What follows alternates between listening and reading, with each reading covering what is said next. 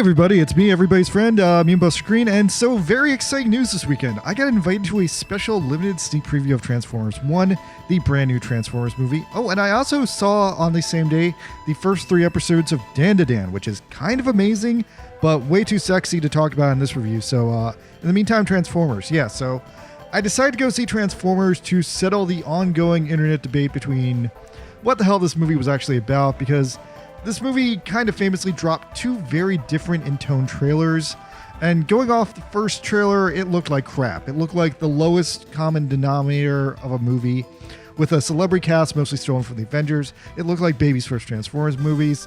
It was full of simplified designs, bad dad jokes. And yeah, this first trailer really didn't inspire much hope in this movie. But then after that trailer, rumors started to spread afterwards that this trailer was actually made by idiots and it was an anomaly, and it did a complete injustice to this film. See, that first trailer was created by this trailer company that didn't actually know what the film was about and didn't actually watch it. And this has kind of happened before. It famously happened with the original Suicide Squad film, where it got a jokey Guardians of the Galaxy style trailer, and then when everyone loved that trailer, Warner Bros. Proceeded to butcher the movie to make it match the trailer. Now, supposedly, after this, a second trailer for this movie came out, and this trailer was a lot more serious, a lot more brooding, and kind of set down that this would be the bloody origin story of the Transformers, how Megatron lost his mind, started a 1,000-year intergalactic Transformer war, and I can see a layer of cinematic artisticness coming through this one that is definitely another attempt at doing a modern, cool post-Spider-Verse animation. So yeah, with all that said, I went to this movie very curious to see if this was a baby movie or an animated epic trying to compete with Spider-Verse. And more to the point, will it even be a good Transformers movie, which is complicated because Paramount has been shitting out so many Transformers movies lately that, half of them are mid, and every once in a while there's an exception. I don't know, Bumblebee was pretty cool, but yeah.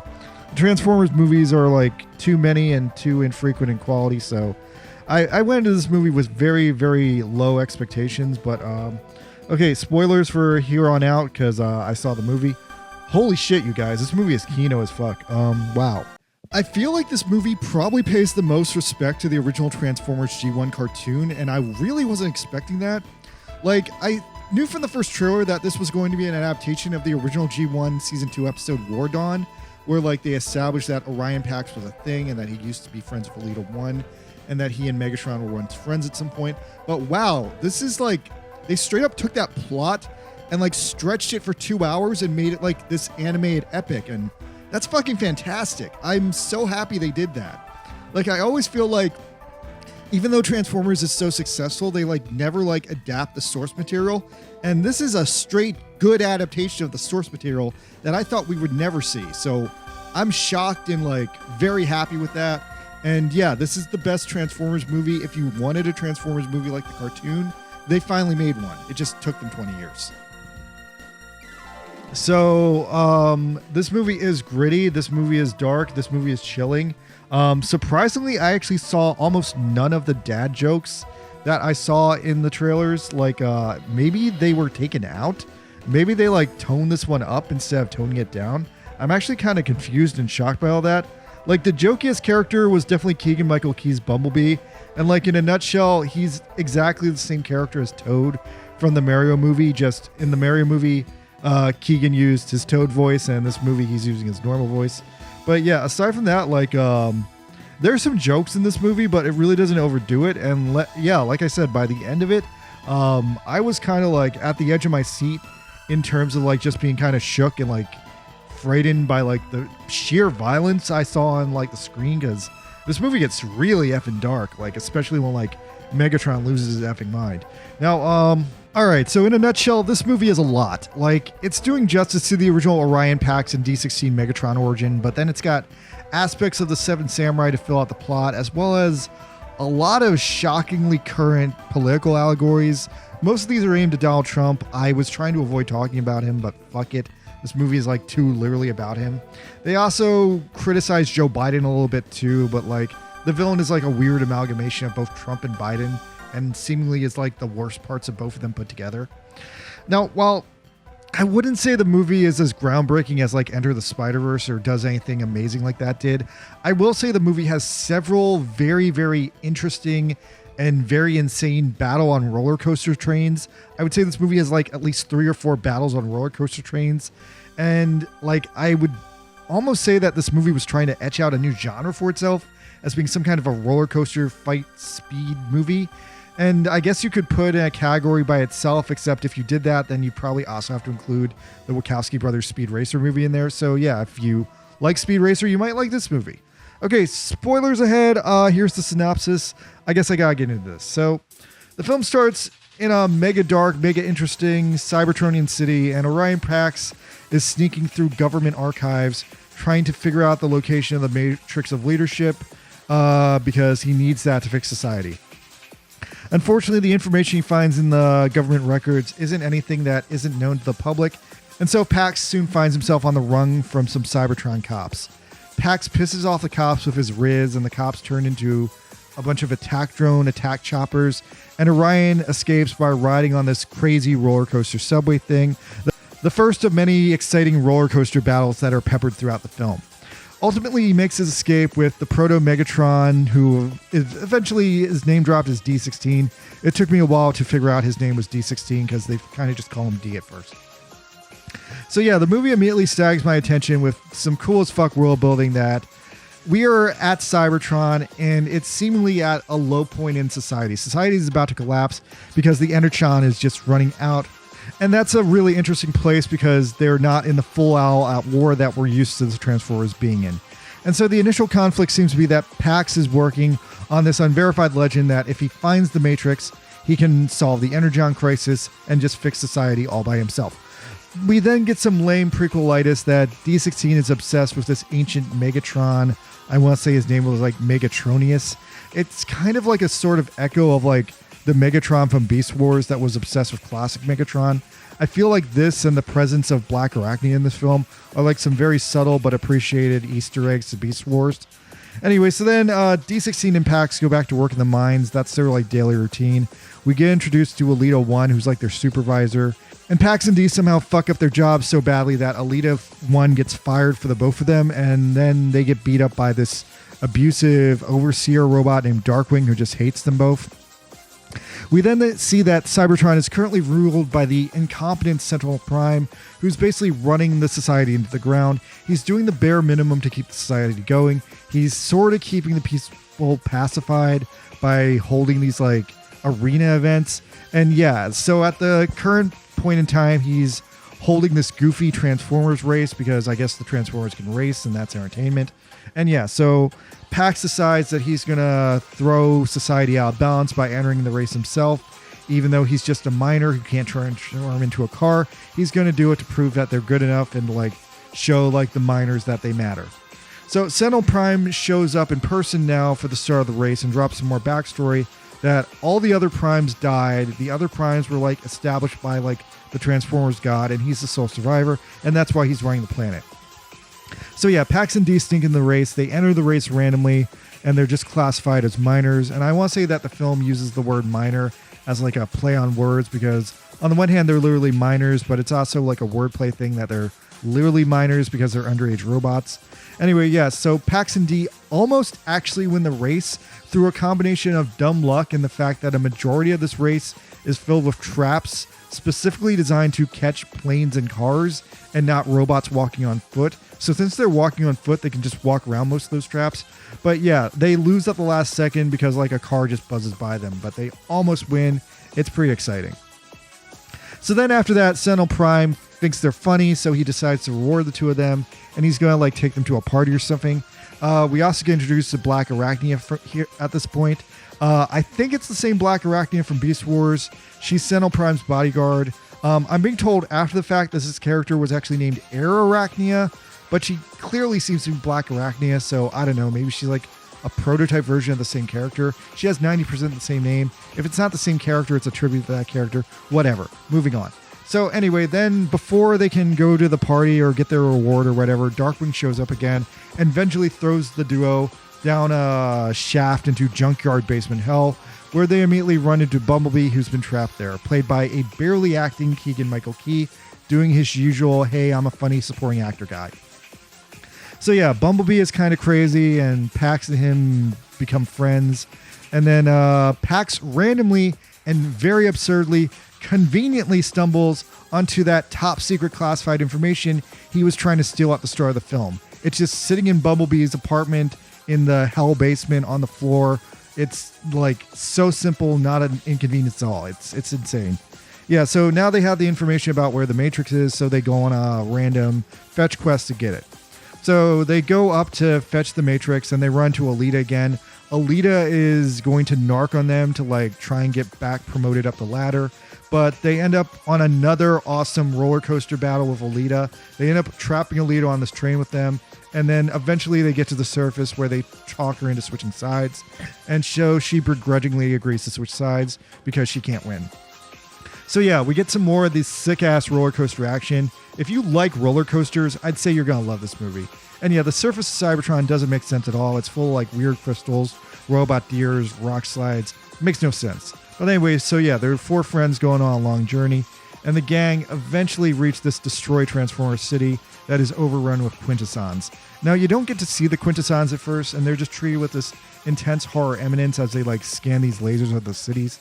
But yeah, so then the Transformers escape, they go over a mountain, and they end up finding the missing Prime Transformers all laying dead together in a cave. And that's crazy because these are like the most revered and like powerful of the Transformers, and they're just like dead in a ditch somewhere. So they find Alpha Trion among the corpses, and in a twist, Alpha Trion is not dead, he's actually just in a coma. So the Transformers give him some energon and wake him up. So he explains what's going on, and the big twist of the movie is that Sentinel Prime is actually a dirty, rotten traitor who killed the Primes because he was like in debt. So he decided to kill the leaders of society, dismantle society just for his financial benefit. And so yeah, he completely rearranged Cybertron entirely just to prop himself up on the top of the economy and put everyone else down below him to create this weird self-centered society. And also the movie drops that the Quintessons in this movie are actually a gang of bloodthirsty, ravenous enemy crabs. Holy shit, scary ass crabs. Very scary crabs. Scariest crab movie I've ever seen, actually. So yeah, so we have a very on-the-nose political message here about the dangers of a leader who puts himself ahead of the interests of society, and that is the message. But yeah, so anyway, after that, the gang immediately sees that Sentinel Prime was in cahoots with the Quintessons. He made a deal with their leader. The leader of the Quintessons kind of looks like a G1 Quintesson, but on steroids and way scarier. And then we get some minor vague allusions that Sentinel Prime and the Quintessons set up a 7 Samurai deal where the Transformers are all farming energon for the Quintessons. And yeah, it's the whole 7 Samurai scam. The Transformers are now locked in this 7 Samurai farming scam. So yeah, this is a wild movie, you guys. It's the Transformers origin story, but then it's mixed with the 7 Samurai. But the villain is Donald Trump, and he's indebted to Vladimir Putin, except it's not Putin, it's the Quintessons, it's not the Russian, it's bloodthirsty alien crabs. And so yeah, Alpha Trion drops this major twist that the Transformers, the miners, they have these big empty holes in their chest because they can't transform. And this is apparently another abomination here because Sentinel Prime stole their hearts. He literally stole their hearts. They call them cogs, but they're hearts. And without their cogs, they're just these peons and they can't transform. So Trion gives them the cogs of dead Transformer heroes so they can transform now. And that's how they become like validated Transformers. So yeah, they're all like powered up. They can transform now. Sentinel Prime's army shows up to arrest them. And then Alpha Trion decides to defend them. So he turns into this like rhino dinosaur thing and fights them off. The Transformers escape by running down a hill. Once again, I remember this shot because it was majorly focused on the trailer, but I think they took the dad jokes out of it. I feel like in the trailer, Bumblebee had way more dad jokes about how he couldn't grow wheels. And I saw that scene like where he grows the wheels, but like it didn't have the annoying joke on it. And yeah, meanwhile, Sentinel Prime shows up again and he corners Alpha Trion and violently murders him. I think he chops his head off with like a sword. It's metal as fuck. So yeah, the gang is suddenly captured by the Decepticons. We're introduced by Starscream, and holy what the fuck, Starscream is Steve Buscemi.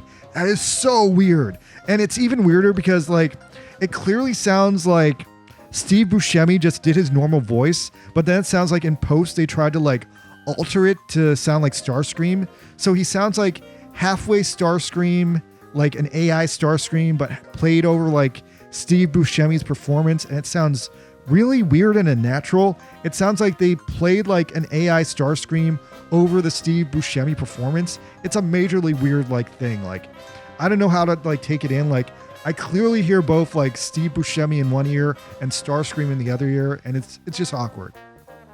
But yeah, so the Decepticons are introduced, and they're the apparently former Cybertron High Guard who were aware that Sentinel Prime was an unelected leader, so they got banished. And once again, there's another on-the-nose political implication here, because they are these angry group of banished barbarians who think that the leader of the planet was not legally elected. So yeah, once again, very weird on-the-nose political implications in this movie, and that's kind of nuts, but this is the age we live in, so yeah. The villain here is like a crazy amalgamation of the worst publicly decided aspects of both Donald Trump and Joe Biden, and that's something you kind of just have to live with if you're watching this movie. So yeah, D16 decides fucking Starscream sucks, and he beats the shit out of him. And during this fight, he more or less fully transforms into the shape of Megatron that we all know. And then he kind of tries to take over the Decepticons, but before he can, Sentinel Prime shows up again. And holy shit, like, once again, like the political implications here are insane. Like, it's just dawning on me now that this is a story of how a Donald Trump-like leader destabilized a nation by prioritizing his own interests, selling out to a foreign enemy, and as a result, it resulted in a 100-year-long civil war. And when I lay out all those facts one by one like that, I feel very dead inside. And I'm kind of like not feeling that in a Transformers movie, but I also kind of respect how real that is. And like, yeah, that's got me feeling some feelings right here. All right, so anyway, Sentinel Prime shows up and he attacks everyone again. He captures Megatron, he captures Bumblebee, and somehow he captures Starscream, but after this point, Starscream is like no longer relevant. And so yeah, this leads to an awkward but cool situation after this where Orion Pax is left behind with the Decepticons, and he decides at this point he's got to be a leader. So Orion Pax becomes the leader of the Decepticons for like a day or so. Meanwhile, Sentinel takes D back to his like tower, and he brands him with the Megatron logo, seemingly cementing his like psychological like twist into Megatron, because like now he's been tortured and all this bullshit. And yeah, then Pax goes back to the mines where he rallies the other Minobots, which are clearly prototype Autobots. And I see a bunch of Autobot cameos here. I see Archie, I see Ratchet, I see Jazz. They're all in the crowd, and they don't really like speak or do anything, but it's nice to see them. So then after that, the movie full on goes into its crazy climax, and it goes full on crazy nuts mode. It has another insane roller coaster climax fight, and this climax fight goes on like for a straight half hour, if not like 40 minutes. Pax eventually tries to stop Megatron from killing Sentinel Prime, but like Megatron's like, fuck this guy, he tortured me, he destroyed my life. Like, honestly, Megatron is kind of valid here, and Megatron fully loses it and like ends up accidentally murdering Orion Pax. But then like once he like comprehends that what happened, he's like, fuck it, Pax was like too like in the way, and just like lets him die. And then Megatron goes like batshit nuts. He like literally rips Sentinel Prime in half, and it's probably the most gruesome moment of the film. Like, there's no blood or anything, but he does rip him in half, and it looks painful. And then after this, Optimus Prime goes to the center of this planet Cybertron, where he like somehow connects with like the Matrix and the souls of the dead Autobots, and he's reborn as Optimus Prime. He flies back to the surface of the planet, and we get the most epic final battle of the movie where Optimus Prime and Megatron just beat the fucking shit out of each other, and it's fucking glorious, man. It's like got some nice visual callbacks to the battle from the start of the first Transformers movie, and it's like that but modernized, and I'm very happy with that. It's honestly one of the best like Prime Megatron fights I've seen in like a long time, and like honestly that kind of made the movie for me. So yeah, the film just ends with like Megatron getting his ass beat by Prime, and then Prime kicking Megatron and the Decepticons out of the city. I don't know how I feel about this ending. I feel like he kind of didn't have a good reason to kick the Decepticons out, or if he did, I feel like the movie failed to establish that the Decepticons were going along with Megatron, because it seems like Optimus Prime was kind of in the wrong kicking them out like unjustifiably, and then doing that he basically created the Decepticons, but whatever.